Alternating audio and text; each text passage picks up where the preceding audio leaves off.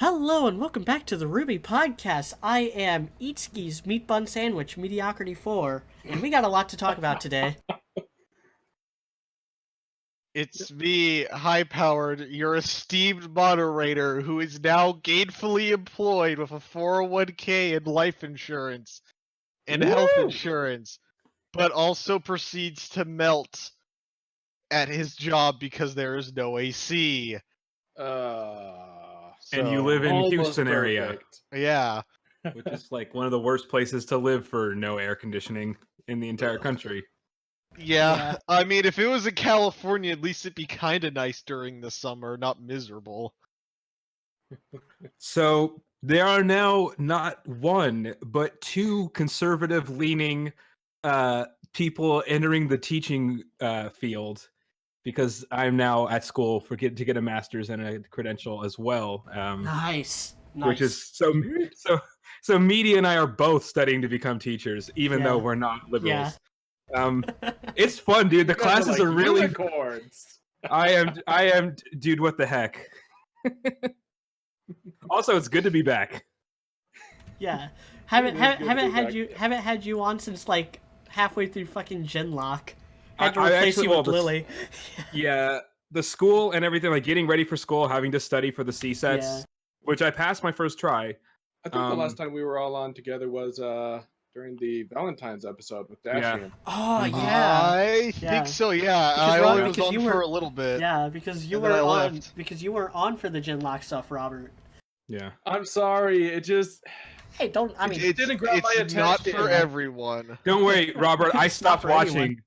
I still haven't finished like the last 3 episodes because I stopped caring. So you're not wrong necessarily. Okay. The only thing I cared about was David Tennant, who died, and Scottish girl was kind of funny. That was the only characters I cared about. So Maisie Williams' character. Yeah, the Scottish lady is the only shining light in the entire series. Yeah, basically, no, it's true. It's the only character with character. So she's like Weiss in Volume 5? Yeah, yes, exactly. That's essentially a good comparison, so you're not missing anything. So, well, Robert gets to do his intro. Yeah. Sorry, and I am just here, pulling, not pushing. I am Robert. That chapter. There's a few people out there who will get that joke. Quintuplet podcast win. I've actually had someone like DM me like, hey, when are you gonna ever do a quintuplet podcast? Like, hell yeah, eventually, maybe when season 2 comes out. I would totally be down for that. Yeah, I know Coop would be too. Might even be able to get like Takei or someone on there. Anyway, first thing on the docket. So we had the soundtrack drop, and then right after that RTX happened, and so we're going to be covering both of those things. So we're gonna cover some RTX stuff first. I think first thing that needs to be addressed is Crow's new actor. We actually know who it is. It's Jason Liebrecht, who you guys might know as Dobby from My Hero Academia, or Rob Lucci from One Piece, if you decided to actually not take my advice and watch that anime instead of just reading the manga.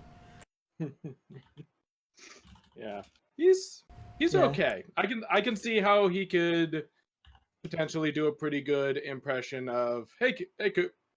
It lagged, so I just saw myself in red fruits and everything. Like I just started hearing voices. And I'm like, oh goodness. We have Raymond McNeil. This is a surprise, but not an unwelcome one.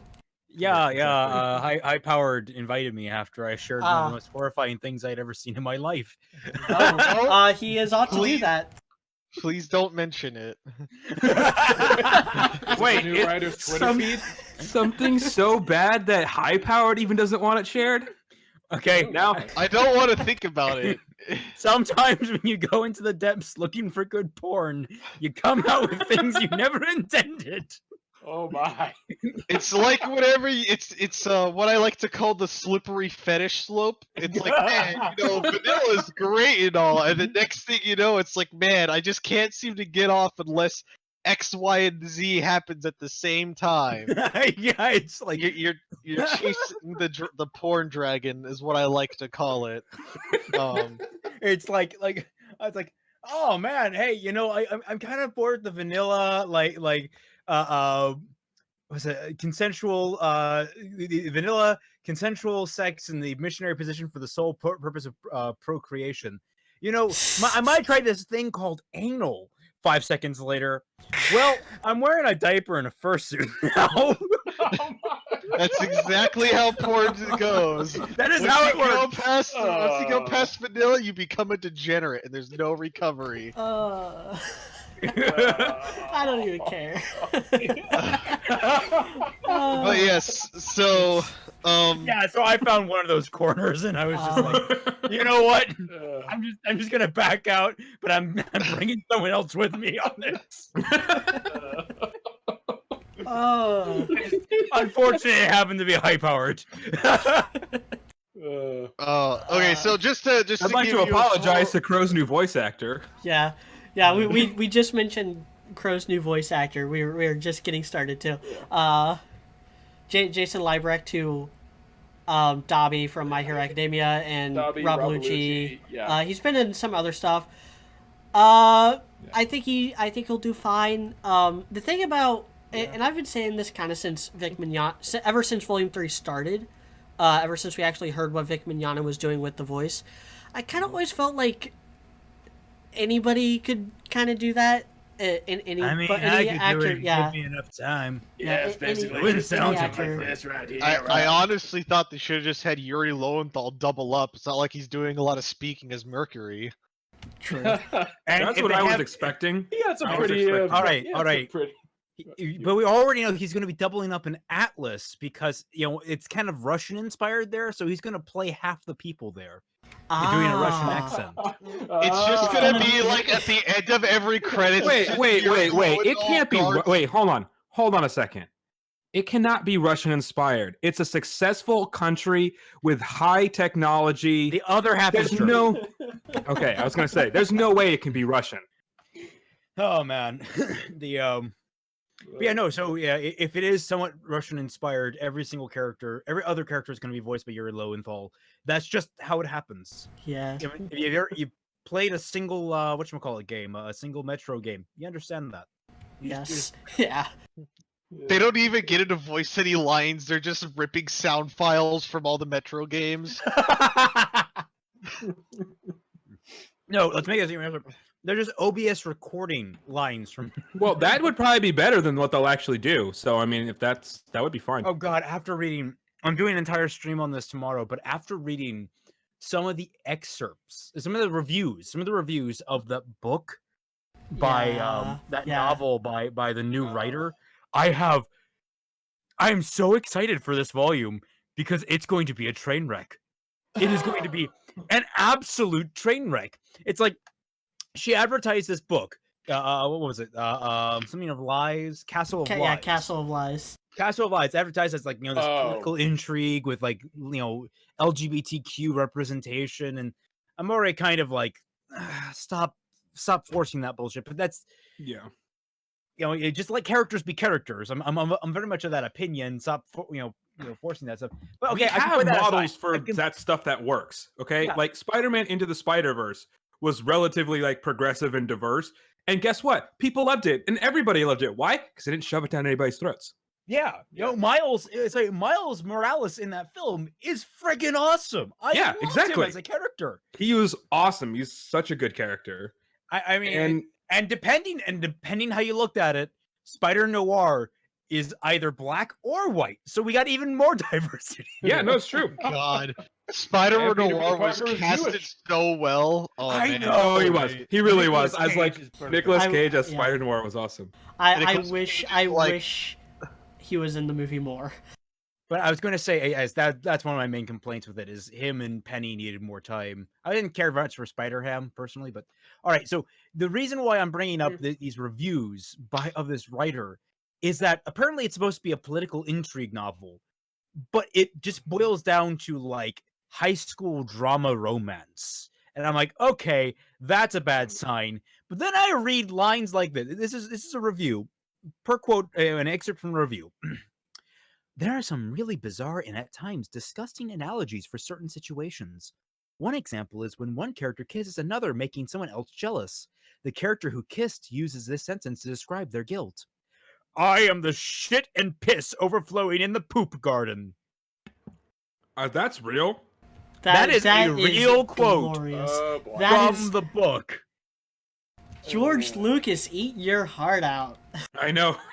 Please do not use eat in the same paragraph as poop. Stan has nothing on this. Okay. No, but it gets worse because apparently two characters escape the castle via the same poop garden. So they do a what's it called, and they escape the prison through the shit pipe. Yes, and I'm predicting that right now. I am predicting that right now that in this volume they're going to have to escape either the Atlesian military or the Schnee Manor via the waste recycling plant, and they're going to get covered in shit. And there's going to be a blithe remark about what did we land in. And one of them sniffing themselves, and the other one's like, just don't think about it. I am guaranteeing you that it's going to be in this fucking volume if people do not keep this writer under control. I am that scared. And So all the that's RWBY fans who are also into scat, it just slid down. No. an- Let's not go down a another cross. rabbit hole like that. So wait, so that's the new writer they hired Yeah, to write for RWBY. that's one of them. That's the one new of them. writer. That's One the other- the actual new writer, Eddie Rivers. You know what they were doing? They're like, Um, wait, so volume 4 was good, and volume 5 was terrible, and volume 6 was good again. Okay, we need to make sure volume 7 is terrible. That's what it sounds like what they're Honestly, doing. that's what they're doing. That's honestly what they're doing. They're just whip. Back and Right forth. now, I don't know. My biggest fear regarding her, I guess we're talking about the writers now, but I don't know. My biggest fear regarding her is just looking at her Twitter feed. Like somebody posted a big amalgamation of just a bunch of her Twitter feeds, and she's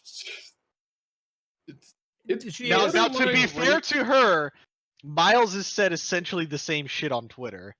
Yeah. That's the thing. fair, Is I I'm not guess. actually that worried I about don't that know. because it's like I don't know. Rooster Teeth has already outed itself as an incredibly woke company, and I'm just like, I can stomach through that so long as they don't let it bleed in. I am concerned that this will allow even more bleed than we've already had.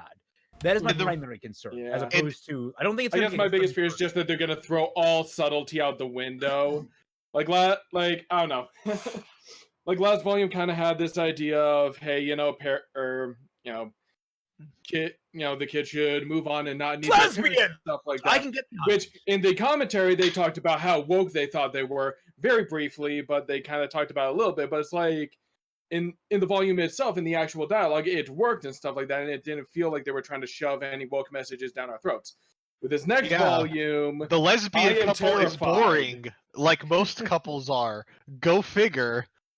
Well, no, the lesbian couple is boring in a good way.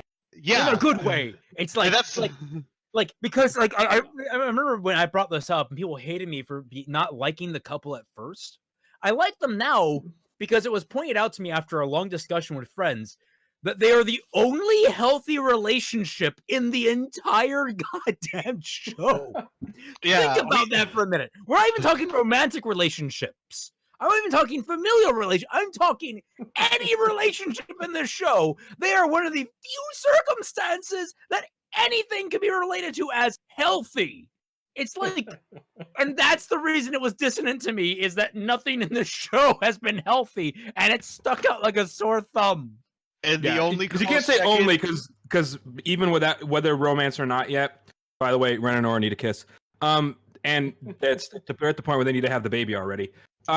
They have a healthy relationship even whether romance or not. So that's at least one other healthy relationship. and I would argue to Gira and Callie. Gary and Callie do too. Yeah, so minus the oops, my kid ran off to join shitty ISIS. yeah. Raising a terrible character as a kid who's still a terrible character, by the way. Yeah. But so this is my I mentioned this to media in in our non-podcast discussions, which if y'all want to hear more of these conversations, you should join the Discord. You don't have to pay $1 to get here. You literally just have to click the link. It's Yeah. great. His last flight Is that fucking slight? No, it's Nah.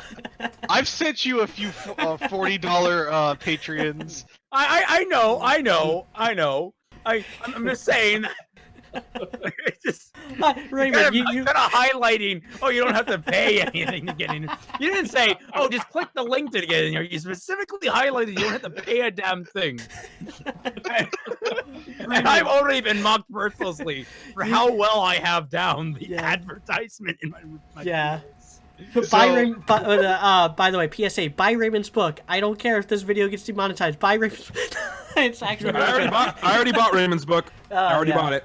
Yeah, Read it, love it, and someone, for God's sake, put a review on those sites. I don't care if you give it a 1 I need to star. do that. I need to do that. I'll do that. Mhm. But so back to the writers, I'm very conflicted because you guys know, I've been calling for this for several volumes now. Hire a professional writer, hire a professional writer, hire a professional writer. You can't just have Miles and Carrie do it, They right? kind of listen to you, but they don't know what professional means. Yes, exactly. That's kind of the problem. I'm going to be cautiously optimistic, though. The reason being, Miles, the Rooster Teeth is already woke as hell, right? We already know this. So, adding more woke people, what else were they going to do, right? Now, obviously, you could hire better woke writers, right? But that's not going to change. And I don't think hiring a new writer is going to make a difference between whether they make the show overly woke or not, right? That would have happened. I honestly believe that would happen either way with Miles It's still more on a the matter of if, not when. No, it's a matter of when, not if. Yeah, when, not if. So I've been drinking. So I don't think the new writer, that's the problem. And I don't expect them to get a great writer anyway, because I don't think they can afford a great writer. I don't think they have the reputation to get a very excellent writer. Excuse me, motherfucker. I have a very low asking price of just give me a roof over my head and food, and I will write your fucking show. But for Raymond, you. But are they going to hire somebody who criticizes them? Hell no, because they don't have spines. They're completely spineless, and they don't have the brains to realize that that's the exact kind of person they should hire. So I wasn't expecting that either. And so just the fact that they have more people in the writing team, I'm gonna be cautiously optimistic because then they can have too more many cooks. I'm gonna counter that hard by pointing at Captain Marvel and the disaster that was. Yeah, that was not a good movie. That had like 5 or 6 writers on it. And, but in fairness, the difference between that is that Lindsay Jones is a good voice actress, and Brie Larson has the personality of a boulder. Brie Larson is just is what I like to call a femcel, which is an emotional female celibate. So, yeah. So here's the thing about the writer. By the way, it's probably going to be bad. It's probably going to be terrible. But like, I was kind of expecting it to be bad anyway. Having more writers, it's kind of a double-edged sword. Like, there's good ways to go about it and bad ways. There is the too many cooks. So long as they're all kind of like on the same page and they're actually like working together and, you know, checking each other's works, which is why I think the real catch is having Eddie Rivas as like a permanent member, because he was one of the like script doctors on Volume 6, and quite possibly one of the reasons why that volume wasn't a complete train wreck like Volume 5 was. And so like I think he's a good catch. If nothing else, this author that they got, Kiersey Burkhart, if I'm pronouncing that right, you know, she's established. She has a style, at least. She's published. She kind of knows like how to. She might not know how to write a good story, but she knows how to not write a bad story. If that makes any sense. What I'm hoping for, because I think I think they already know what they want, like what the general storyline is going to be. They just need to tweak it. So having somebody who's actually published stuff and having the other guy who seems to be proven to do a decent job, at least, I'm hoping that's kind of what they're getting out of it. Maybe if they're just writing dialogue, it'll be okay. I have to be optimistic because I can't be anything else. Like, you know what I mean? the thing that makes me most concerned about this is that they actually made a big deal of her joining on by saying we finally have a woman writer to write women characters, which, for the record, that is one of the greatest fallacies of any type of writing ever. You can write whatever type of character you want, male, female, dragon, whatever. You don't have to be that certain type of minority or gender or whatever to write in that type of character. That's rule number one of writing. That's the entire purpose of writing. Fucking stupid. So the fact that they're highlighting that gives me pause. Though, admittedly, I'm going to put an asterisk on this. That could have just been the fans' interpretation of what they were saying, because there's a lot of mixture in how news is conveyed that way. But if they are saying that, I'm putting this, if they are saying that they are proud that they finally have a woman writer to write female characters, that's a poor mindset to take, and it shows a very bad sign, especially when you have gems like the Poop Garden that were written by that same writer. Yeah.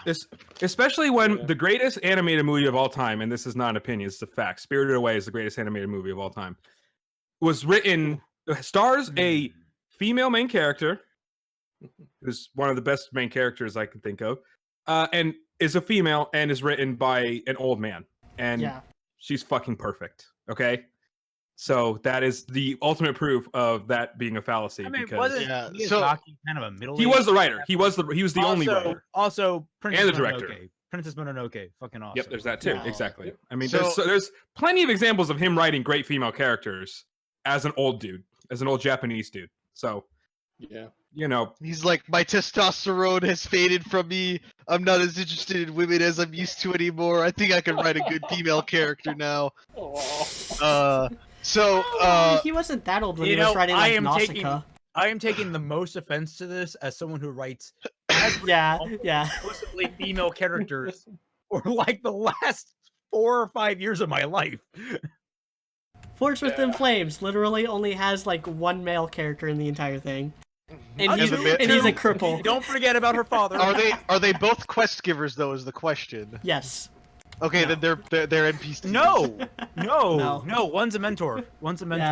The other's a quest giver. Okay. I mentioned this to media. I want to say this was today and a couple of days ago. Is my only major concern with her being brought on, and I'm not saying that she couldn't like somehow improve the show or whatever, or have good insight that makes everything run smoother. Is I'm just worried, since Miles and Carrie are a bunch of soy boys, that they're gonna treat whatever she says as like the word of God. Yeah, and that's really my only concern. Thing again, where they can't say no. Basically. Yeah, that's they just agree with all of her that's ideas. just my main thing is I'm worried they're not going to tell her no. Yeah. Well, here's what I'm hoping. The biggest worry me and Fat Man had was that she was going to bring in so much quality to the show that it was going to make it boring, which is what happened in Volume 4. Volume 4 was an incredibly solid volume for RWBY, but it wasn't good enough to be exemplary. It wasn't good enough to stand out and be a genuinely good volume. It was just okay, and that's terrible. Like, that's the worst you can be. It's like you're not so bad it's good, and you're not so good you're fun. You're so good you're bad. It's like it's the ultimate bad case. And so we were worried about that solid 5 out of 10. But with all the character interactions they had in that volume, I would gladly take that over a lot of other the options personally. Well, considering what we saw with that volume, or considering all that, now that I've seen this, I am now more hopeful than ever that she will bring RWBY to a new low of so bad it's good. And I am actually genuinely excited to see how far this can go from what little I have on the details. I know it's not right of me to really judge the volume before it's out, but I'm kind of excited. I want to see freaking Papa Schnee out there going, we gotta make Atlas great again. I want to see that. I want to see that bullshit going on. In fairness, I would laugh my ass off if that happened. happened. Pressed white linen suit, standing over a bunch of bent backed over faunists pushing mine carts. Yes! High power We need to linen. see. We need Give me to a bring lot it of to writing ultimate to do. extreme. High power Like, linen suit, but Lenin was a communist. No, linen, as in like that's I what. that's. I was I making a mean, joke. hey, it is pseudo Russia. That Well, was a really yeah. stupid joke. I apologize to all I'm being cautiously non-communists. optimistic because I hope the show's good. But yeah, it's either going to be surprisingly good like Volume 6 was. It's never going to be amazing. If they hit Volume 6 levels, I'll be surprised. It's either going to be about Volume 6 level good, which is I'll be happy with, or it's going to be an absolute shit show, even worse than Volume 5 because it'll be less boring but like worse. And that will also be fine because I really enjoyed us just ripping Volume 5 to shreds. And so if that's the case, then I'm fine with it. Yeah. So that's why I'm being optimistic because it's a win-win.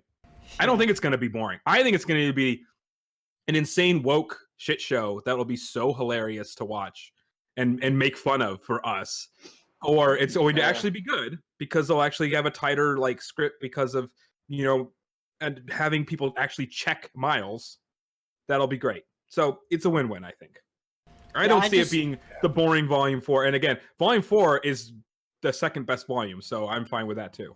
Yeah, the best we can hope for is that they at least work together as a team and don't like try to take the series into like every direction at once, and resulting in like a not good work environment for everyone who has to deal with their bullshit. Which Speaking of not good work environments, that's what we call a segue. So this is kind of old news. The Glassdoor reviews, which were validated by former RT employees like Jordan Whitman, the creator of Nomad of Nowhere. But what I wanted to talk about and mention is the fact that Gray Haddock, the producer of RWBY, is no longer the head of animation at Rooster Teeth. Yep. On one hand, that a lack of leadership is usually a bad thing when you're dealing with a lot of people, which Rooster Teeth does. It has a pretty large crew. On the other hand, I kind of see how a lot of RWBY's faults were kind of because of Gray's bad leadership. So it's Here's like, a question: when did Gray become head of animation? I'm pretty sure he was always the head of animation. Like when they actually like had their own animation studio. But when did that start? I want to say like during Volume 2's production. Is what I want to say. I might be wrong on that though. Yeah. It might have been before. I just know it was definitely before Volume 3. Fascinating. Yeah. Yeah. I don't know. My biggest takeaway from the animation controversy was actually I don't know. Gives me a little bit of hope that they're not gonna go like full woke big business is bad with like the Shnee Dust Company and stuff like that, because if they do, people are gonna call them hypocrites. And like people are gonna, I mean, people do that with every animation studio anyway, so it's like this and I did make a joke actually where I did make a joke where I said, well, not really a joke, a prediction where I said, no matter what they do, there's probably going to be at least a handful of people like making cracks about how, oh, it's too bad these faunists don't have Glassdoor or whatever. Like just little things to like. Actually, whether it's warranted or not, someone's gonna say that. Actually, that would be great if they were so unself-aware they made a joke about that. Yeah. I really hope. How would you feel being the animator to animate that scene? Well, I wasn't talking about like in the show. I was talking about like some audience member in like the comments and stuff like that. Yeah. Like oh, what if the faunists just unionized? Like oh, they just need to like spontaneously create a union. I think this is another reason why I think Miles and Carrie are closer to the situation and self-aware enough that they wouldn't do that. Hopefully. I don't know. This is another reason that I'm cautiously optimistic. Is less Gray is good. Like amount of gray is inverse to the amount of quality. That's just a fact. I mean, there's a reason why we always call things that are boring gray. Yeah, exactly. Like his track record is god awful. It's just unbelievably bad. He's terrible. He is the Rick So- McCallum of Rooster Teeth. I mean, to me, this is always just a sign too, and I want to say this was like, I said this at the end of Volume 5, and I think I said this like at the end of Volume 6. It's like, I guess the shareholders had a meeting, and they were looking at all of the companies and what was performing good and bad that they were holding, and then they were like, man, we got to really tune up some of these shows that Rooster Teeth is putting out. And to me, that's just like more Did you hear verification that? of that fact. Oh, Teeth yes. is coming to that new HBO app. HBO Max is picking up Rooster Teeth for What? streaming. HBO Max, makes which was sense just because- announced. That's where Friends is going. They're going to HBO Max.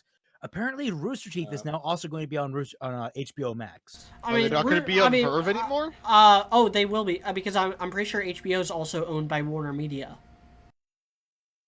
So like, I kind of saw this coming as soon as like, Otter Media like bought out Rooster Teeth.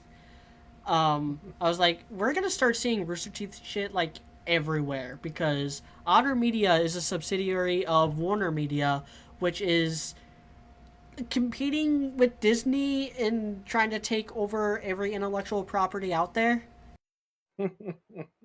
You know, I'm gonna wait for the day where like the mega corporation finally dies. Like, okay, like imagine this. What happens if suddenly, for whatever reason, all the properties that are owned by the big corporations like Disney and Otter Media, what if like the government came out and said, okay, legally, the people who own the rights to the movies that made these movies are the directors and the creative teams. They're the ones that own the right to these movies, not these corporations. Like, what if that suddenly happened? Can you imagine the just decimation of all these different companies? Just the destruction of them. Unironically, I would be okay with just like all the IPs go up for auction and then the original owners can't bid on them. And just to see what happens if all they do is like, oh sweet, I just picked up the Star Wars IP for a cool nil. Oh shit, dude! Like holy crap! I could do that. And like the only thing I would lose is Forged Within Flames. Everything else I get to keep. Yeah, yeah, RWBY license. Here I come. Well, White here's the Rose, irony, though, RWBY too. cannon. Also, is like so streaming now is basically doing what like cable and satellite TV is done, where it's like, okay, it used to be I would only have to pay for like 1 or 2 services to watch all I want. Now I got to pay for like 8 different services, and they're like, you know what? I'm just gonna pirate all this shit again because that's easier. And Gabin was Yep. right. Piracy is a service issue, not a price issue. Yeah. And I've talked about like kind of the one-stop shop problem on Twitter. Back when I think it was with the Epic Game Store, like people bitching about that, and it's like you realize that Steam being the one-stop shop for digital download video games is the reason why Steam gets away with so much shit that they shouldn't be getting away with. Like Yes, but having we don't care, having is the competition is always a good thing, I think. Yeah, the more I've thought about that, the more like the more I've thought about the Steam situation or the Epic Game Store situation, the more I'm like wondering why are people like. The only thing is it's less convenient. That is the only big thing about it. Like, there's no downside to the Epic Game Store. It's actually well designed. Isn't it well designed? I've not used it myself. It's I don't terribly know. designed. Yeah, I You have can no only idea. there's no shopping cart. You can only buy games one at a time on the Epic Game Store. Ooh. There's no shopping cart. Yeah, that's they that's should something they fix gotta that. fix. But like, kudos to the Epic Game Are you Store. you're Yes. on your No, oh, that was sounding fine on my end. Yeah, my internet literally comes through the power outlet. Yeah. Sorry. Yeah, I'm okay. But yeah, it's I think competition's a good thing.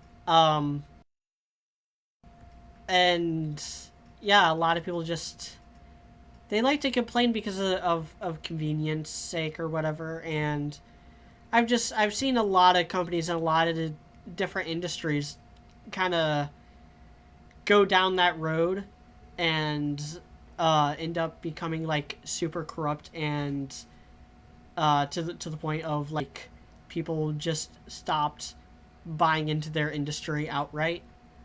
I Which was is gonna say, media. Speaking of companies scraping, oh, excuse me, mineral water. There, scraping the barrel. DC is picked up Ruby for a comic, yes, again, and this is a Warner Media thing. Warner Media owns Yeah. DC Comics, Yeah. and they have for decades. I think they have since like the and 70s.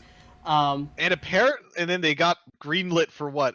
Scholastic's gonna publish another one of their books. Yeah, that makes sense because I haven't looked at sales numbers or anything, but the reception around After the Fall has been pretty positive.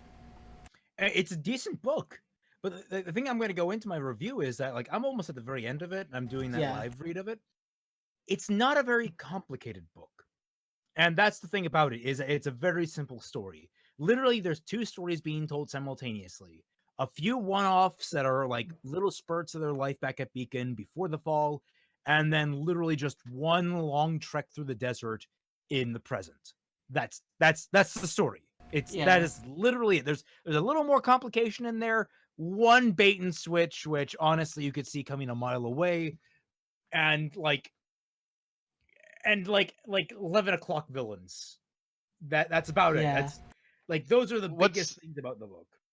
the only question I have is like, is there any like, is it self-contained, or do you feel like stuff's gonna rear up from the book that'll show up in the series? I And think yes, spoilers. Let's I, just drop I the think pretense. the book is going to actually go on to its own things. Like I think the book series is going to cover its own overarching plot. By the sounds of it, for those of you who haven't read it, spoiler warnings. But I'm going to get into this. Bertilac and Carmine, the two new hunters in this novel, turns out they're working for some big bad, and Salem. well, no, we don't Eh. know if it's Salem. For all we know, it's someone who wants to utilize unique semblances as weapons, effectively. And so they're trying to basically kidnap this kid who has the ability to affect the emotions of everyone around him. He's the one that he emotion bombs people. It's a pretty cool power. Basically, you make Yeah. everyone get riled up, and it attracts Grim, and it basically becomes a Grim magnet. It's a pretty terrifying ability. That's actually a really awesome kind of like villain plot for a world like RWBY with these monsters and how they operate and stuff. Like that's actually a really good idea. It is. It is.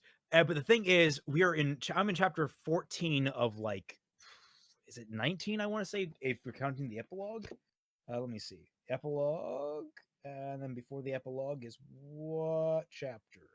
Chapter 18. So yeah, roughly a 19, 20 chapter book. We're in chapter 14. And we only just now heard about these guys being subjugated or subcontracted by these big bads. I do not believe for a second we're going to see the big bads this volume, except for maybe in the epilogue where we'll get like a Salem tease. So what I'm thinking is the novels are going to go off on their own plot line, following Team Coffee doing shenanigans in Vacuo and around related areas. Or maybe not just Vacuo, but around the world. They're doing their own globe hopping thing, which would be fine. But I don't know how much of it is going to blur into the show proper. I don't get the feeling they're going to be showing Yeah, up I would. anytime soon. Yeah, I would kind of hope that it doesn't blend in with the show proper. And At also most, it might be just like a like primer whenever they well, actually I hit mean that part of the world. at most I would hope that they're kind of doing what Solo was kind of going for. Aside from the fact that Solo just failed at life. But with like the fact that spoiler alert for Solo for nobody who cares. Darth Maul shows up at the end, and it's just like this what the fuck moment for anyone who didn't watch Clone Wars. And as somebody who watched Clone Wars, I was like, oh what the yeah, fuck? yeah, okay. He's still in the universe. Cool. Yeah. Dude, Oh, what Clone is the new Wars, season of Clone I'm Wars so coming out? excited for Clone Wars. Yeah, I'm slowly making my way through season 4 now. Nice. On We my are doing rewatch. podcasts on that. Yes. Eventually. We are doing podcasts on that, so. And when it comes out. Yeah. Oh yeah. We'll do episodic podcasts for season 7. Oh man, there was some beef over the outfits. Oh yeah. Getting back into RWBY.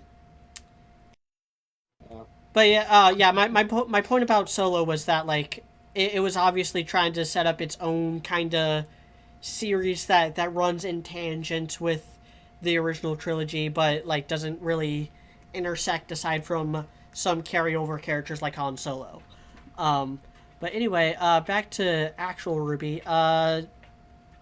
DC Comics, they've been kind of shit for the last like 30 years, if I'm to be perfectly honest. So I'm not at all like looking forward to what they do with RWBY. I still need to get a look at the manga. Apparently, it's pretty good.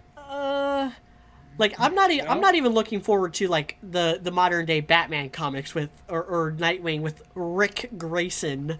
Lol. I'm wondering how they're going to do the art style, because RWBY is very decidedly an anime style. Yeah. So I'm wondering if they're going to adapt that, or if they're going to go for like their own. I think I saw some like posts on Twitter of like what it's going to look like, but I'm not sure. I'm not sure if those are verified, so I'm not going to cite those as sources. Also, don't forget the covers and the actual art are completely different. Yeah. Covers are usually done by different artists. Yes. Or typically they're done by different artists. But I was going to say the outfits. I don't know. I overall I like the outfits. Okay. I wish Blake would go back to wearing black a little bit. Do you want to know what? It's fine. Yang is the worst. She has a one. Oh yeah, Yang's looks horrible. Okay, so let's just do it like this. We'll go from top to bottom, and we'll just say our piece about all the outfits. Okay, so, yeah, let's do that. Dude, you being the fashion person who's not gay, you get to go first. That is true. I mean, I do. That's my other podcast that I've been doing for the past over 50, like almost 15 weeks now. That's like partly why I haven't been on here as much as I do a blog and a YouTube channel. You and really don't. It's just because you don't like us. That's really what it is. You no, don't have to lie about it. You guys are awesome, but and I'm in school. It's like a really condensed program, so I don't have much time. You'll drop like I did. You don't have to go to school anymore. So I'm gonna rank these from bottom to top.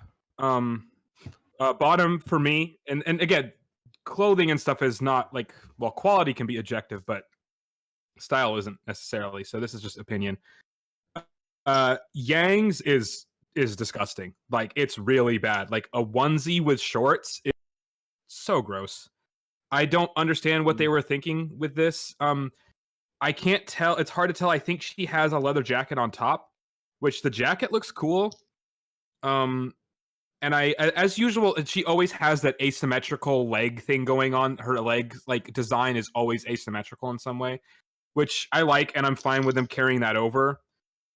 But the onesie looks really bad, and shorts just don't look good on people in general, like on anybody. They don't look that cool, if that makes sense. Like, if you want to show off thighs, skirts, like for women, like that's what you do. Or if it's dudes, just have everything. If you want to show off for guys, skirts. No, I mean, yeah, you could. Astolfo proves it. Astolfo proves it. I was gonna say, what's the vampire kid from High School DxD? Him. Shit. I Dashi would know. Or just have everything skin tight. That works too, right? Yes, it does. I like the little side pouches and the belt and the belt buckle. But again, that would all look better on a pair of pants. Her previous outfit was like this, but way better. So I don't know what the hell they were thinking. I think they were thinking cover her up a little bit more so she doesn't freeze to death. They were thinking Final Fantasy X. They saw Titus's design. They were like, yes, that man has the best sense of pants. Well, why, if they want her to cover up more, they still have her wearing shorts? Yeah, that makes no sense. I understand, like covering up the stomach. Like I did one thing I do like is that they're not doing any bare stomachs anymore, which makes sense. Like you got to have them. But the thing is, Yang's also doesn't make sense because her jacket is still super short. It looks cool, but it's way too short. and she's still wearing shorts, so it's not actually wearing warm clothing at all. After that, this is tough because it's really hard to actually see Weiss's. So I'm gonna say Blake's is the next for me personally. But all of these now I like. I actually like. The only one I really don't like is Yang's. I like Blake's. I like the new hair a lot. Actually, I think it suits her. I think it suits the kitty ears. So She looks like Callie. She looks like Callie, and is that a bad thing to anybody? Nope. No. So the haircut alone makes this like above a 5 out of 10 for sure. And there's still no bow, so that looks good. I like the little hints of purple, the popped collar. I like the long jacket with the belt thing. I can't see what shoes or boots she's wearing, but I like, again, I'm actually fine with her wearing more white, especially because they're all going to Atlas, and I'm hoping it's kind of a sign of her not being like an emo punk ass bitch. So I think that might be what the white is symbolizing too. So I'm actually fine with it. Hers is pretty simple, and I'm actually kind of a fan of that. Like it's all around like that the jacket looks cool. It's got the little tails on the end, but it's way better designed from what I can tell from this picture. We can't really see that well. Than the last jacket she had, which was like everybody's big complaint. And it also, the rest of the outfit goes it, like having that long jacket and no shirt basically looked weird. This all goes together well. See, the top three were all kind of close for me. Because I can't see very much of it, I'm going to say Weiss's is next. But hers, like, upon seeing more of it, could like actually be the best by far. It's just hard to tell because of the pose she's in. I like the new hair. I know it's going to be a clipping nightmare. I think Kitty Kirishima pointed that out. Yeah. And it will be because it looks really long, but I like the cool braid thing that she's doing. I love the added blue with all the white and light blue. I think it looks really cool. I like that. I like the new boots kind of design. Again, very formal, but not... with the frills? Yeah, with the frills. I like it. It's very like she's... It's an interesting combination of like, this is more practical than her other outfits, but it still has like her foofiness, which I like that they kept that because she kind of needs... She's still the Ice Queen. She still needs to have her foofiness going on. I really dig the gloves, and I like... a little bit more added accessories on her, like with the belts and the pack. I can't tell how good that's going to look overall, but I like the new color scheme as a big part of it, and that it's a little bit less formal. Like, I'm glad that she's getting something more practical for fighting.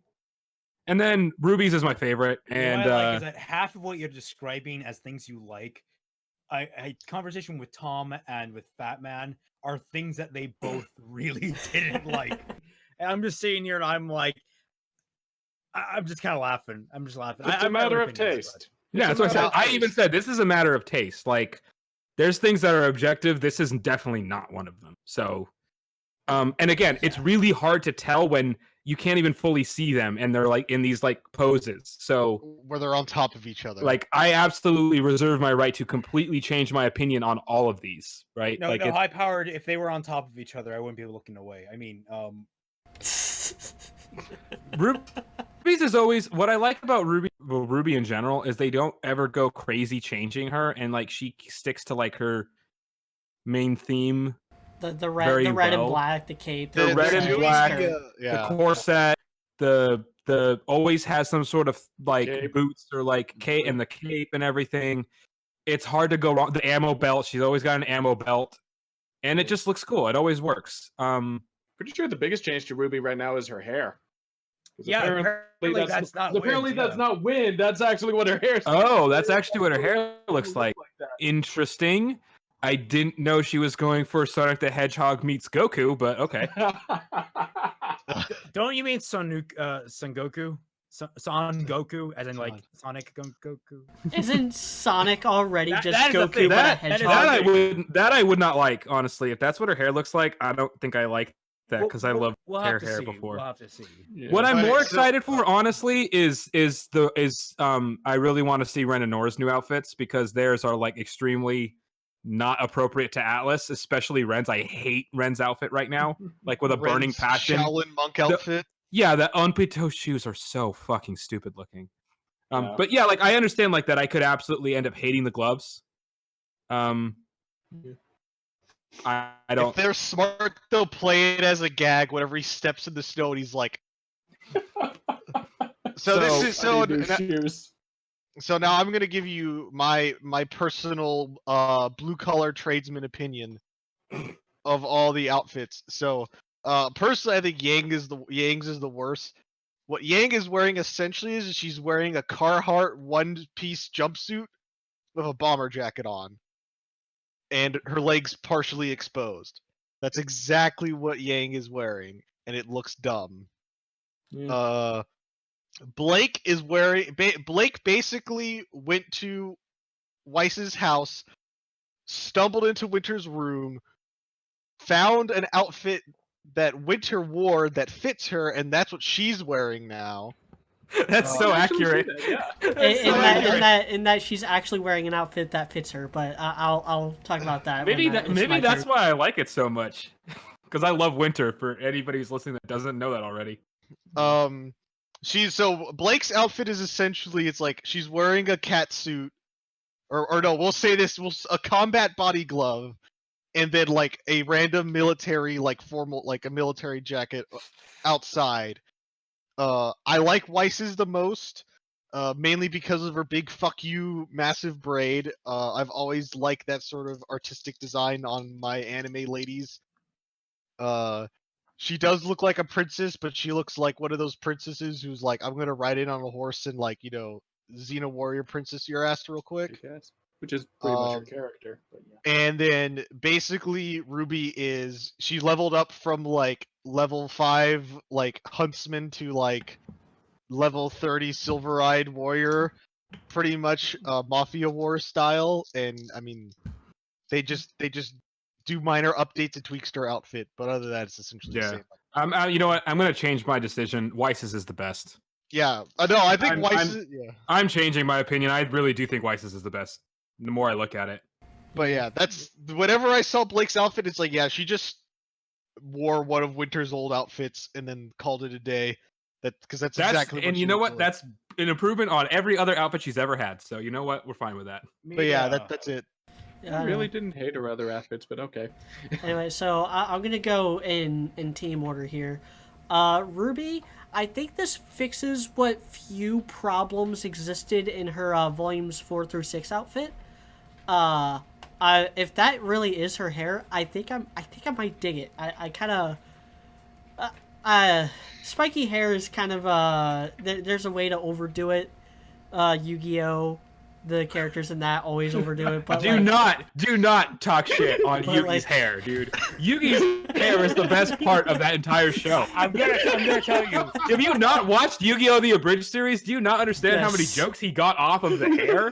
L'Oreal, because I'm that's it.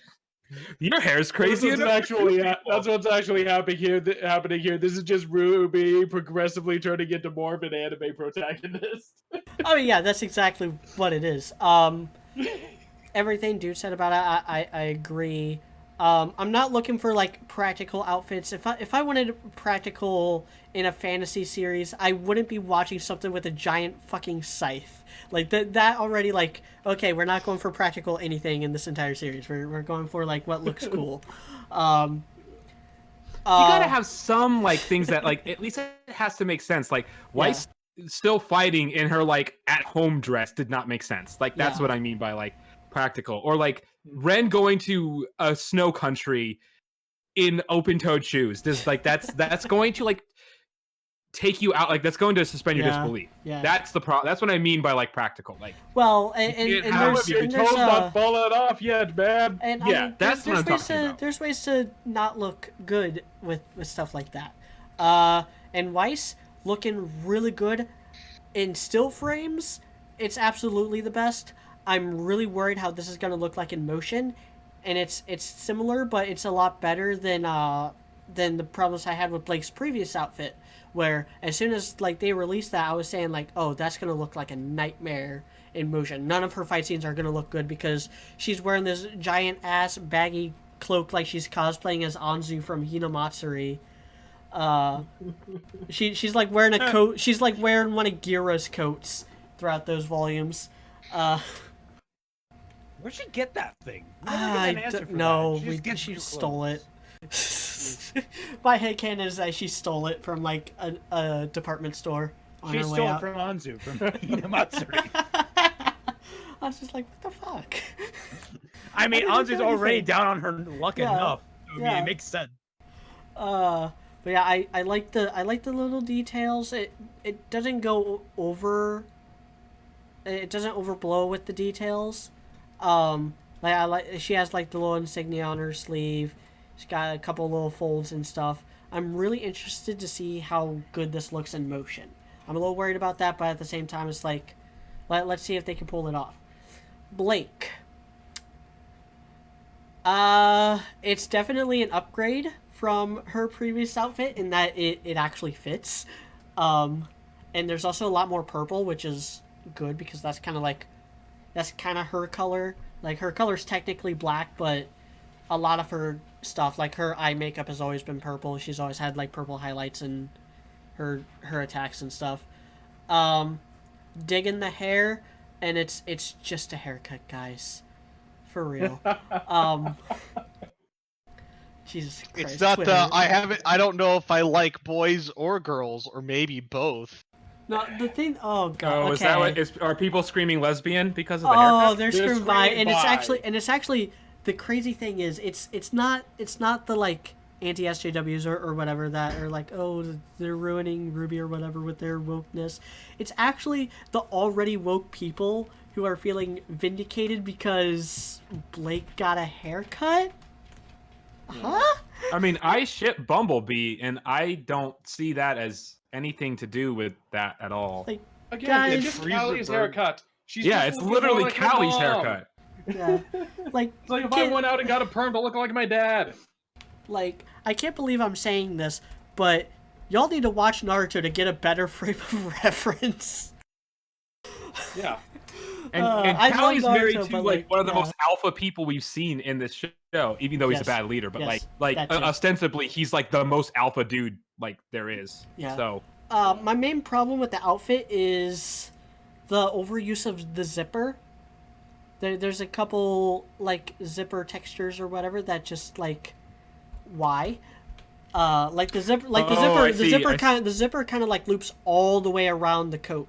yeah, I hope that's just on. I hope they eliminate that for practicality reasons Yeah. on there. I didn't see that, but yeah, I don't like that Yeah. either.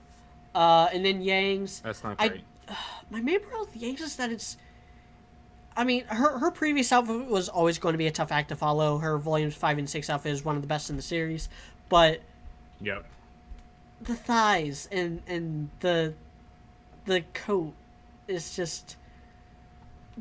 I think they should have just kept her outfit and like maybe added like a scarf or something in place of like the neck brace. Yeah, because they should have said, pulls look, out you a can't. long length of it, and it's like, oh, it was a scarf this entire time. They should have just said like, we can't fuck with perfection, like. Because her previous outfit is one of the best in the series. Like, Okay, well, let's be grateful that they didn't put her in flannel, because then you would just send all of Tumblr into like a fucking like.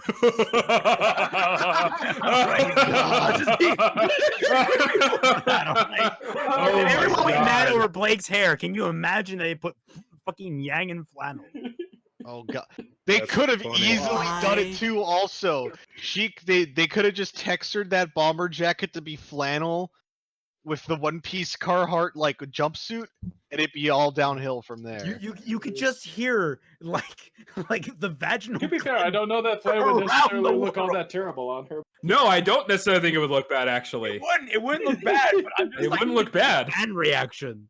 Oh no no Yeah, no! no. What would be better? Okay, I have to. So she has the jumpsuit, but it's unzipped and tucked in at her waist, and tucked in is the flannel long sleeve shirt with the fleece lining. There we go. Just solved it right there. That is. God. What if just like her bomber jacket had flannel lining? I feel like that. Because several of my leather jackets have flannel lining.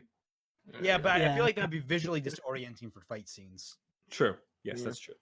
When someone sues Rooster Teeth because of the flannel giving them a seizure during a fight scene,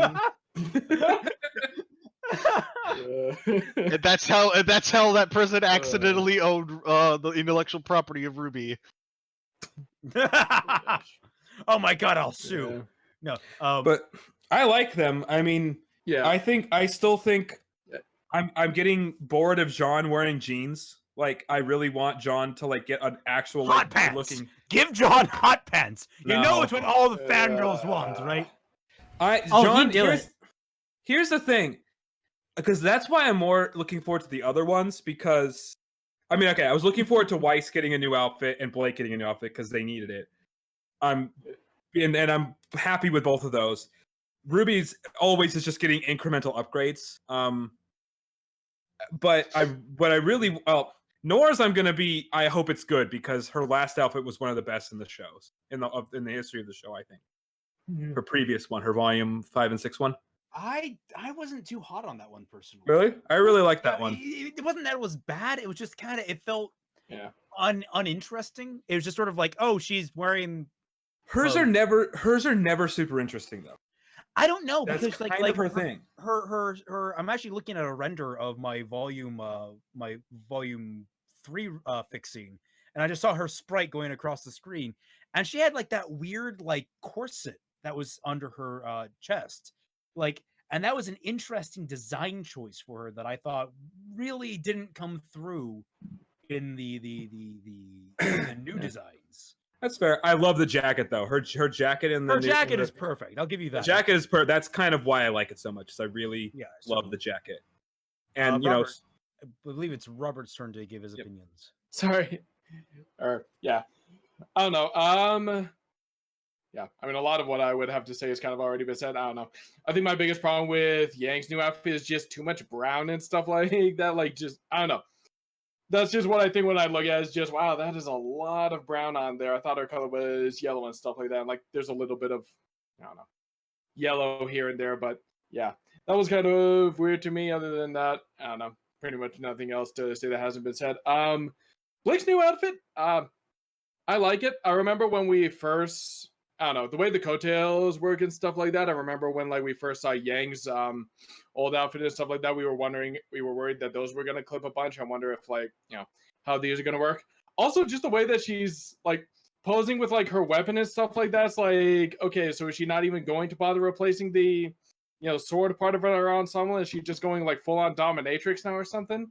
That's just what I thought looking at it. But yeah, I don't know. Dig the hair, looks nice. Weiss looks like Saber from Fate Stay Night. She fucking looks like Saber from Fate Stay Night for some reason. Like, I'm not the only person that's noticed that. It was just the first thing that I thought when I looked at her, which isn't necessarily a bad thing. That's what the blue does. She does kind of look like Saber. Yeah, and I also, was like, gonna the way bring the that up. pockets are lined up, it kind of looks like the way the like silver like belt and the pockets that come with it kind of looks like Saber's armor and stuff like that is what I thought there. So well, if they can have Ren look like Ryder from Fate Zero, then I'll be happy. There you go. Anyway, so that's just what I thought there, but it's fine. It's not a bad thing, and yeah, I dig the ponytail. I almost wanted to do that that thing that Fiona does in Shrek, where she whips around and smacks someone in the face with it. But turn it into a tiny helicopter propeller and just fly. Yeah, off. Exactly. That's just gonna yeet on out of here. Yeah, and yeah, I like RWBY's new outfit. Like you said, it's just like slowly, gradually upgrading and stuff like that, and becoming, you know, maybe just a little more functional and stuff like that. So now she's kind of bundled up a little bit more, and I don't know. I don't hate the hair, so yeah. I guess we'll see how it goes, but yeah, The could be interesting. So I think overall, we're all in agreement that Yang's is just terrible. I Yes. Yeah. think Yang's is Yeah. absolutely garbage. I feel for the designer. I'm sorry you have to hear this, but it really is not a great design. Whoever okayed it, you should slap them because they're lying to your face. They're lying Yeah, to the your old face. outfit was way better. You deserve more respect as an artist than to be told this is good work. So this I don't know what I could do to fix Yang's. Definitely when I get to volume 7 in my fixing series, she's getting a redesign. Blake's I'm okay with. I actually really like Blake's. I think everyone's kind of hit on the big notes. I have this theory going forward that the Gamble Shroud we see her is actually a placeholder for her real weapon, which is going to be a new weapon for the franchise. I don't think she's actually going to be using Gamble Shroud, or at least this iteration of it. I think there's a placeholder for Yeah. the new That's one, fair. which will be a big reveal. I hope it's a But new if weapon too. I never. if liked I'm Gamble wrong, Shroud. if I'm wrong, this is garbage. Well, apparently, and this kind of comes from the little descriptions I've gotten from a clip that they showed. Gamble Shroud is definitely still broken at the start of the volume. Okay, Yeah, that's consistency. That's good. yeah. Like what is this, X-Men? Well, so Um, they've I don't know. So they've the- hinted that, or something that they talked about in like the DVD commentary and stuff like that was that what was going like the reason that there were only 13 episodes last volume is because they basically took the last episode of last volume and it's going to be the first episode of volume 7 and stuff like that.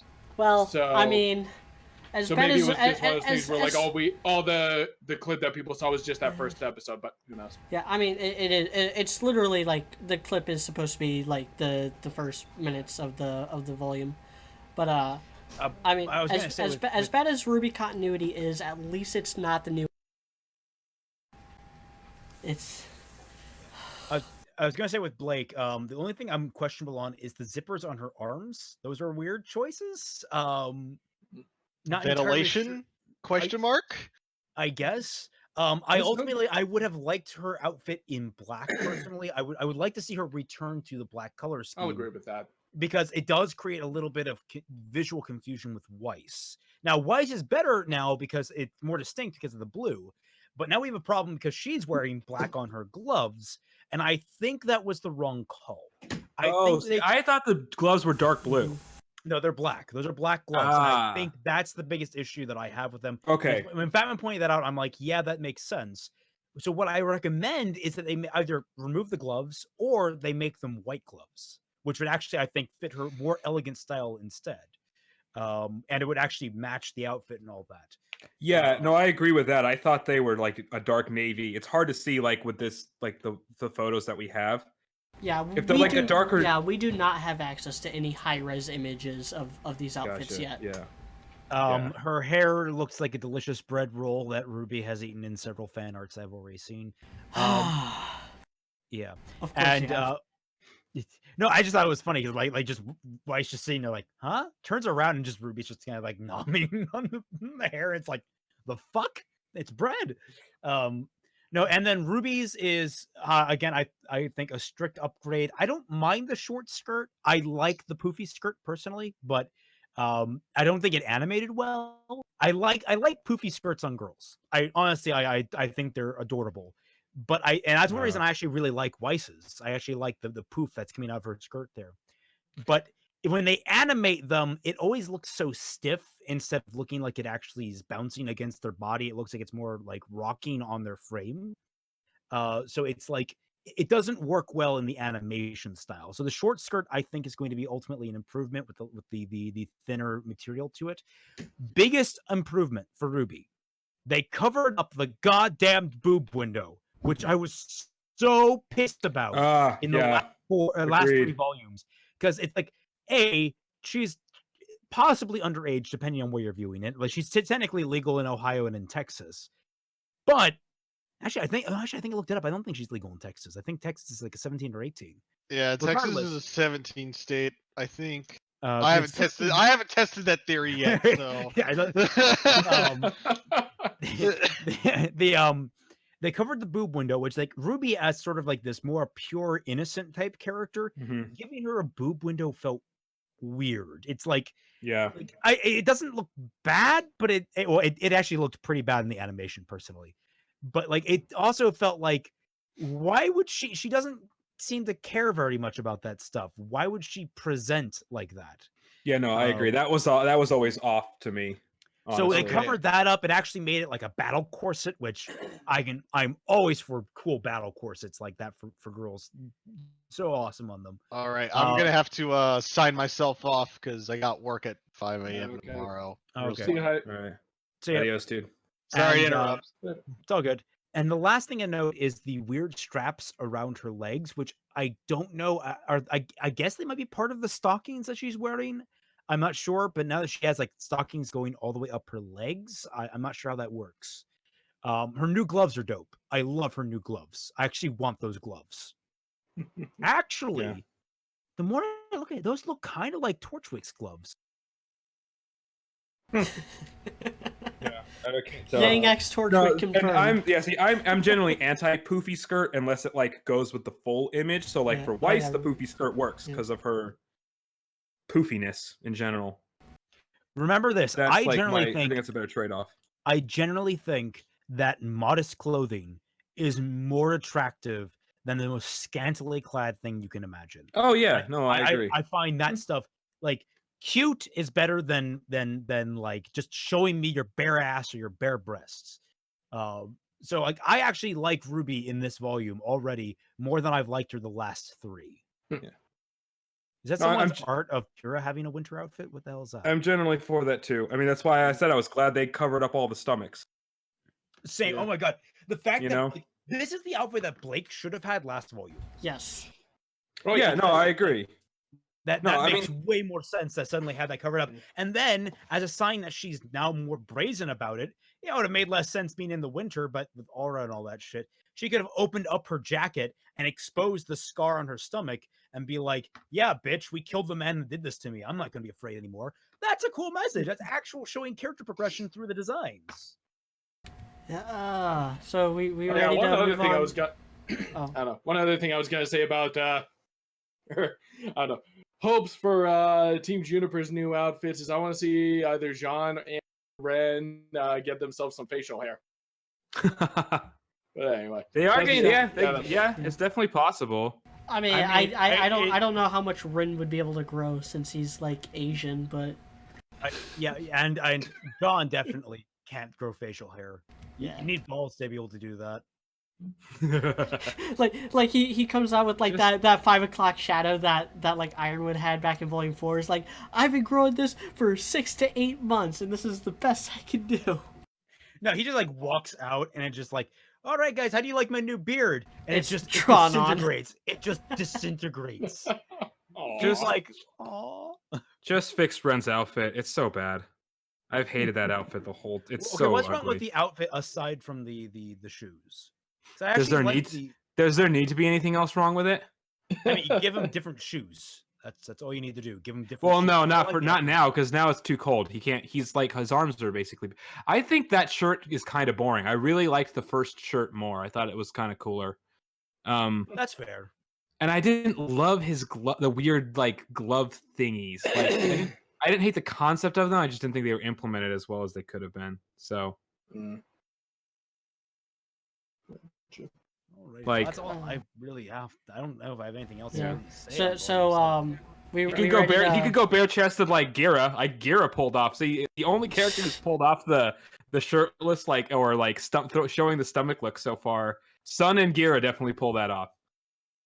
Yeah. So we ready to kind of talk about some of the songs? Because soundtrack. Overall thoughts. First off, I was actually disappointed with the soundtrack overall.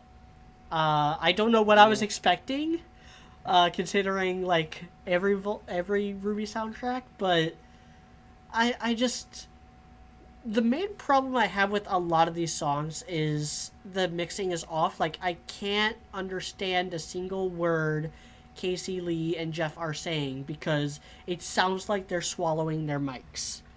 That's my main problem with most of these songs. I mean, but don't you eat your microphone when you talk to people and you sing about your deep interpersonal conflicts? No. Yes, I too listened to Linkin Park as a kid. Okay, all right. You are not bringing Linkin Park into this conversation, my good sir. They do not deserve that bullshit. Okay, they don't need to be associated with the garbage that is RWBY's music thus far.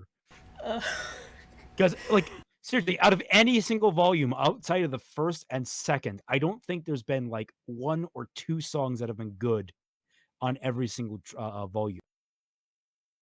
Yeah, I liked. I mean, it's hard to say like what I liked and what I still like. Um, I did like the Volume 4 opening. That I liked that song. I liked the first 2/3 of Armed and Ready. Back to the fairy tale, back to the show, Yeah. back to nowhere to go. God damn, I Uh, hate Volume 5. I like I like all the Red Like Roses stuff. I think that's Yeah, but that was all good. Volume 1 Yeah, and 2. that was Volume 1. Actually, I think that was literally just Volume 1. Yeah, oh god, the only song I liked from Volume 5 was the All That Matters, and that was just probably for the wrong reasons. Like, the thing I liked about All That Matters is how absolutely pathetic the song was. Like, it made me kind of...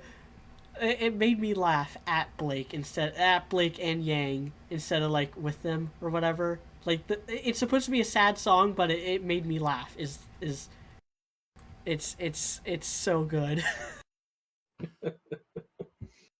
Anyway, the first song we have is Rising, which was the Volume 6 opening, which I like the opening. For the minute and a alright, it half just didn't need to be for longer. the minute and a half that we got it at the beginning of each episode. And I think a lot of that, especially now listening to the song Isolated, a lot of that was the animation in that opening. The animation in the opening was real freaking slick. The song itself, Because the animation so much. actually foretold events of the series without spoiling anything. yeah, and also like and I know this started with the Volume 4 opening, having the opening actually have the characters in actual settings true. instead of That's in true. in like That's fair.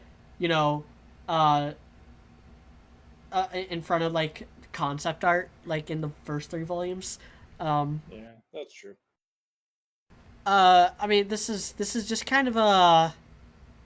It's not really much in the song, thematically or narratively. It's a lot of like it's a very naturalist song actually. Like, the river knows to reach the sea, rain will help the flowers be... that's such a dumb line. I mean, I cannot believe how quickly I'm losing interest in any aspect of this conversation. Yeah, like I RWBY listened- music has a way of just draining my entire... Like I used to love the music. I had both the first 2 volume soundtracks, and then Volume 3 came out with that awful opening. I'm just like, nope, done. Yeah. I'm out. Then Volume 4 was like, yeah, let's have a... I mean, honestly, it's alright just opening because that's kind they of... like wasted their good songs on the first 2 volumes. The first 2 volume soundtracks were pretty awesome, and even actually, I didn't mind the third one because there was some creativity there. Like, I actually liked Neon because it's just different. But the first fair. 2 That's were true. so Okay, the first clearly 3 were okay. the first 2 were so clearly the best because they had so much more diversity in the songs. Like, they were not all just butt rock, and now they're all butt rock. Yeah. And I would say that, like, overall, like, I didn't dislike any of these songs. None of them were as bad as like the Crow songs are almost always awful, and Bad none of the Luck songs Charm? were bad. Yeah, none of them were that bad this time. They're all much better than that. The one from the video game, that one was awful too, and none of them were that bad this time either. So The one nothing I was... hated the most was Big Giant Shoe. Or Big Metal Yeah, Shoe. Big Metal the Shoe. title was terrible, and I never listened to the lyrics because I don't think the lyrics are worthwhile anymore, really. So I just listened to the music. Honestly, I think they're just they're dragging Casey and Jeff just too much. Yeah. They're just... You cannot produce that quickly so much music, and like they deserve just as much attention as the animation production crew, because they have their own musical lives to think about too. And it's like all their creativity is being sapped for this series. Guys, bring in some more artists. Like, give Casey and Jeff some rest. All right. Look, I'm pretty sure they're all right people, though. If my friend Sink is anything to go by, Jeff is a little self-important, and I think that might be leading into Casey, but that's neither here nor there. I'm worried about them as people. Yeah. But that's all just I really have to say on the matter. I need to hop out. So I'm gonna, all right. All right, Talk take care. to you later, Raymond. Always good to have you. Remember, Fortune and Flame, Amazon.com, both available in digital and in print. See you guys on the next story, whatever. See ya. Buy Raymond's book. I swear, it's actually really good. I miss like Boop. Like they haven't had a song like Boop since Boop. Yeah. Or like the other, like all the pop songs he did were actually really good, and that's not even generally my thing, but like his sort of jazzy pop songs were awesome. Yeah, and it kind of falls in like most of these are pretty generic. Even the ones that are like, oh yeah, it has some decent lyrics, or like, oh yeah, I see what they were going for there.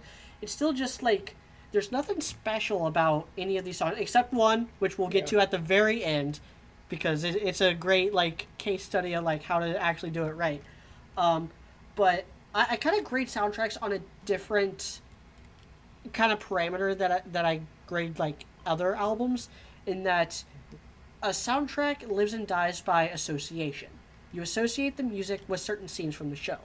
Like, perfect example, this is Red Like Roses Part 2. I'm going to use a RWBY example just for the sake of consistency here. I'm not going to compare it to John Williams or anything, because that's just completely unfair.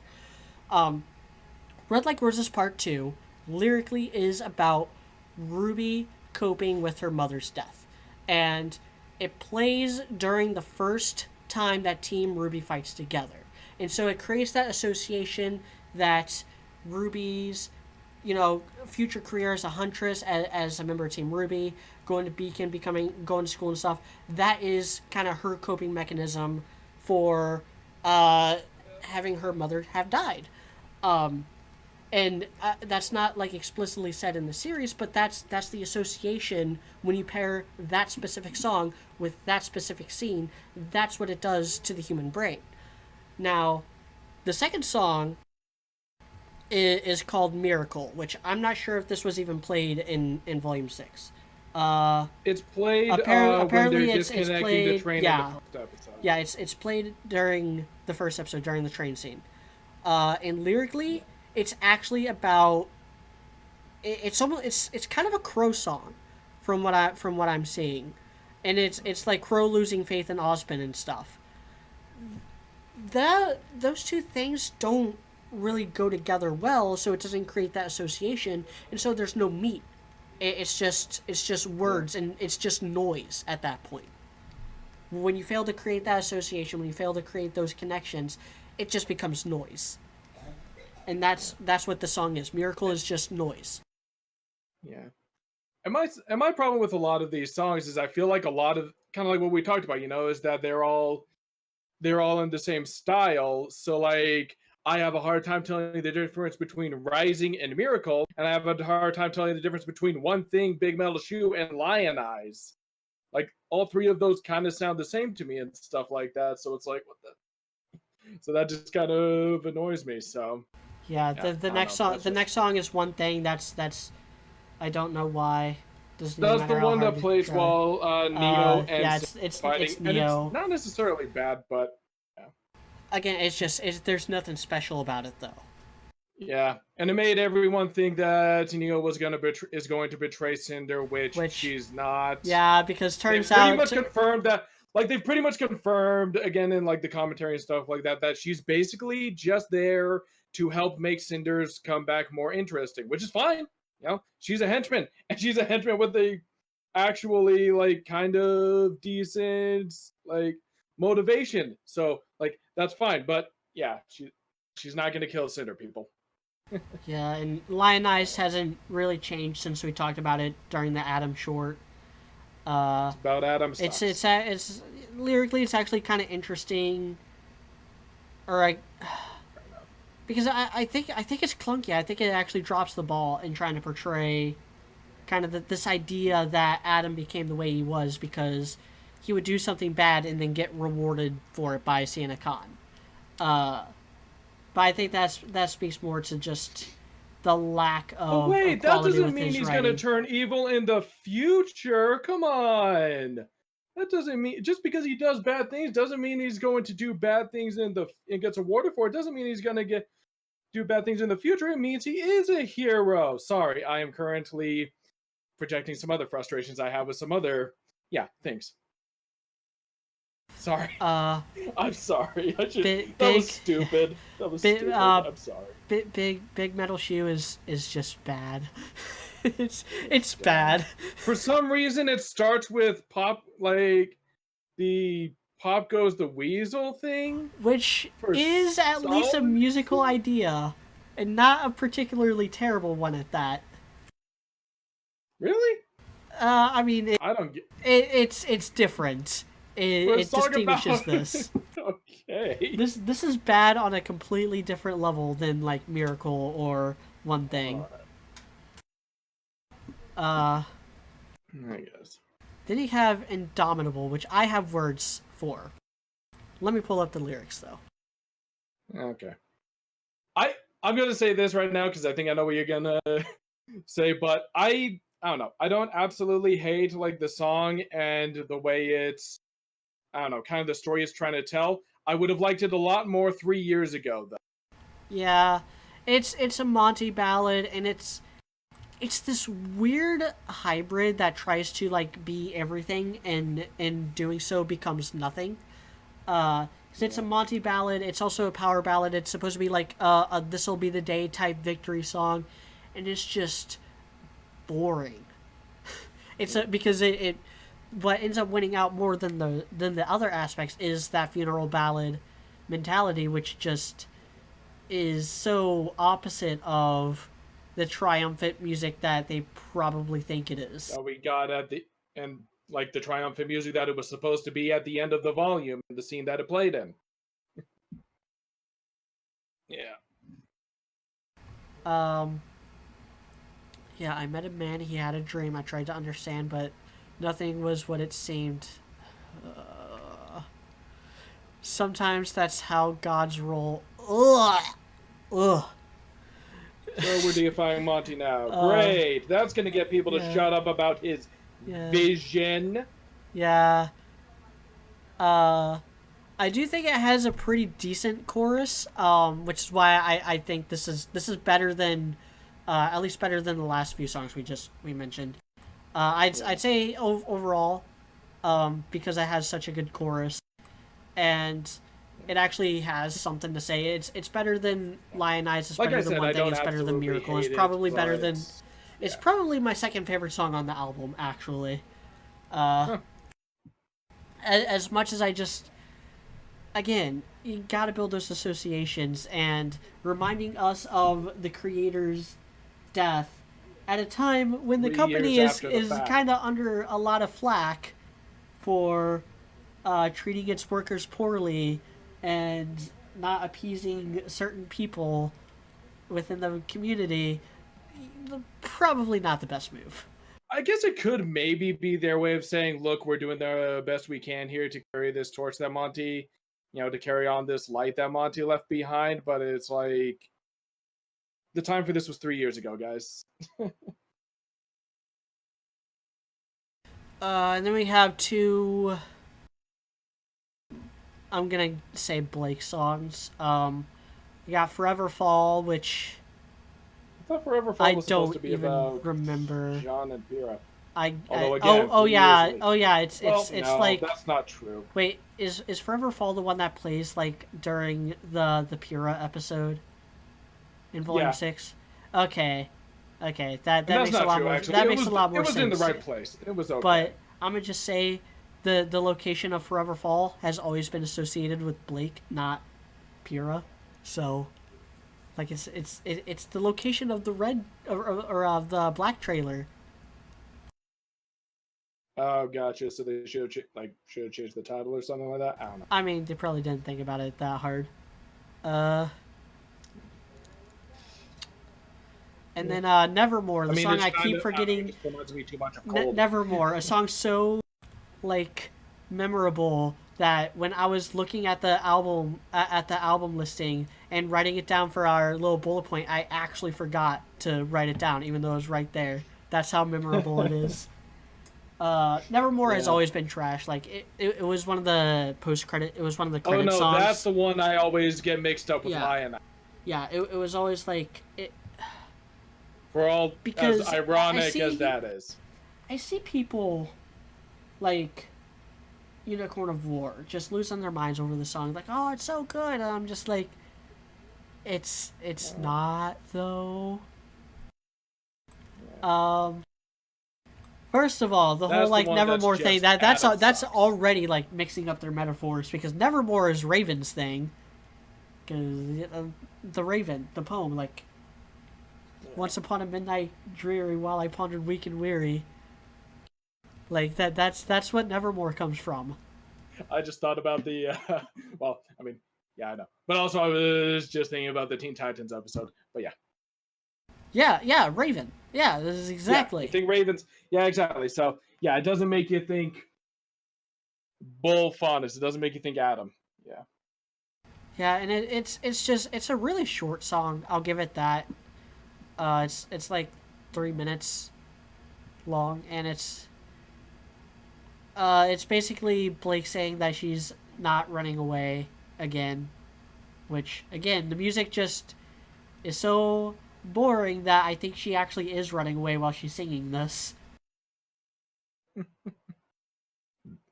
So it's just Armed and Ready Part 2? Armed and Ready, the official name is Armed and Ready Acoustic Version, but let's be real, this is not an acoustic version, this is a bluegrass version. Now, let me tell you why this is the greatest thing Jeff and Casey have ever done.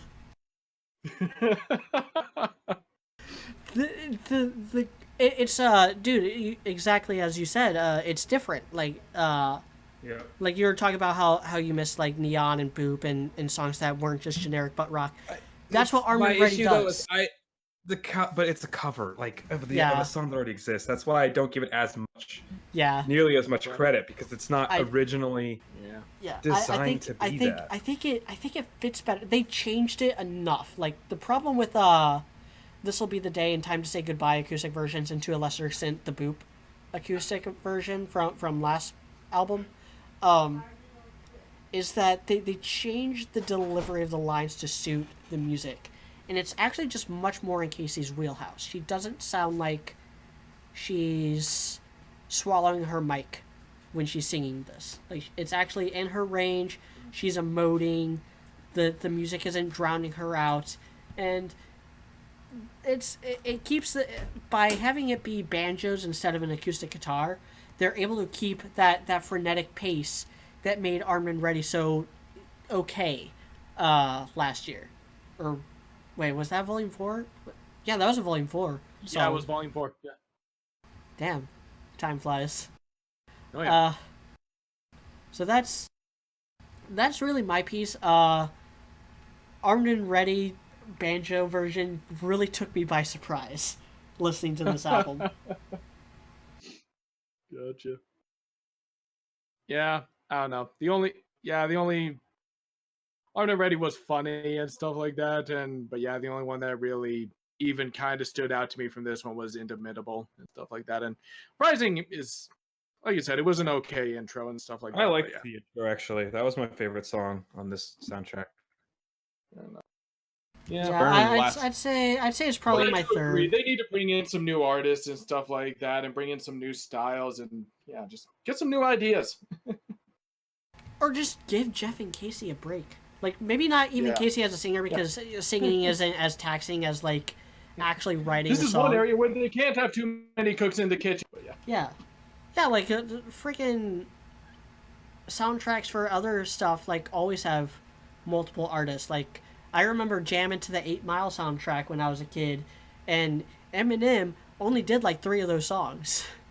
There's 12 songs on the album, and Eminem was only on, like, 3 or 4 of them. There's Lose Yourself, 8 Mile, and then Rabbit Run, and then he was also, like, in part of the Obi Trice song. Yeah.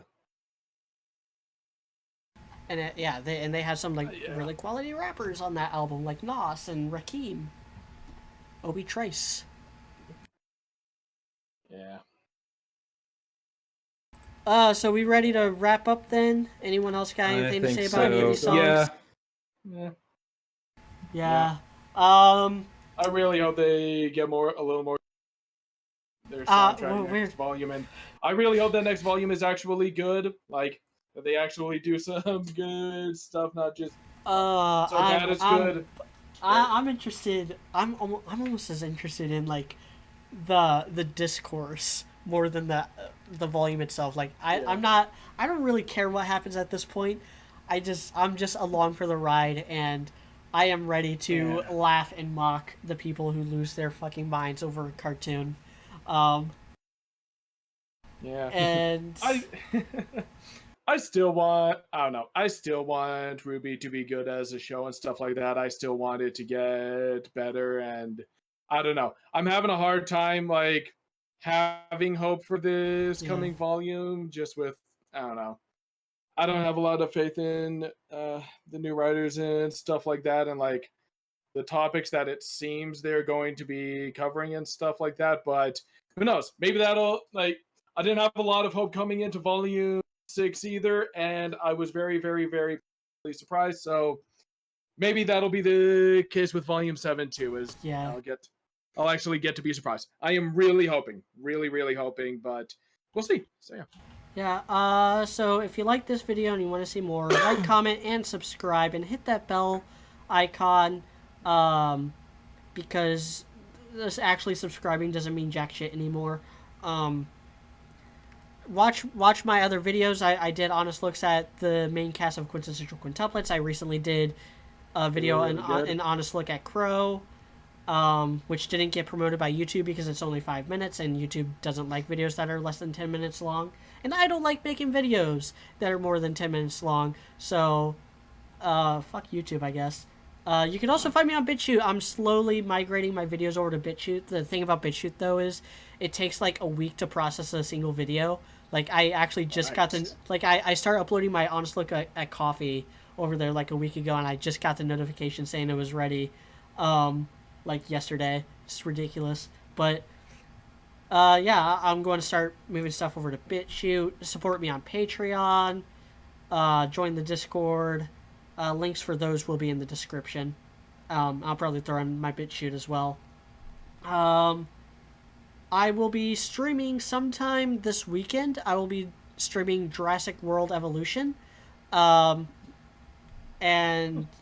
doing some fun stuff with that, because I'm getting the game back from my brother-in-law tomorrow, actually.